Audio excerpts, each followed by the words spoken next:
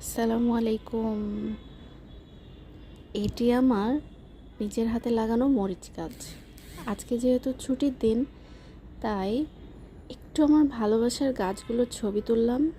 এটা হচ্ছে বর্তুলিকা, আর এটা আমার গন্ধরাজ ফুলের গাছ, যেটা আমার ভীষণ পছন্দের ফুল। আর রোজার সময় পুদিনা পাতা খেয়েছিলাম, সেখান থেকে কিছু ডাঁটা লাগিয়েছিলাম পুদিনা পাতা। আর এটা আমার অ্যালোভেরা গাছ। আর আমি যে সবজির যে খোসাগুলো গাছের গোড়ায় দেই, সেখানে কিছু দানা ছিল, সেখান থেকে মরিচ আর পেঁপের দানা হয়েছে। কি সুন্দর হয়েছে দেখুন।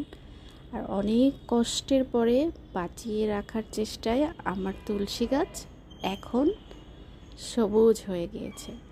আরেকটা মজার বিষয় হচ্ছে, বারান্দায় কিছু গাছ লাগিয়েছিলাম, দেখুন বাতাসে কি সুন্দর দুলছে। কিছু কলমি শাক লাগিয়েছিলাম, গাছগুলো থেকে মাঝে মাঝে শাক উঠিয়ে আমি রান্না করি।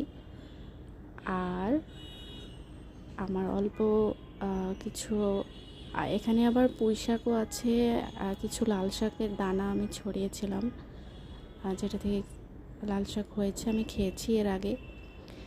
এই তো। আর বিকালের এই স্নিগ্ধ পরিবেশে একটু নিজেকে অবসরের যে অনুভূতিটা, সেটা দেওয়ার চেষ্টা করছিলাম।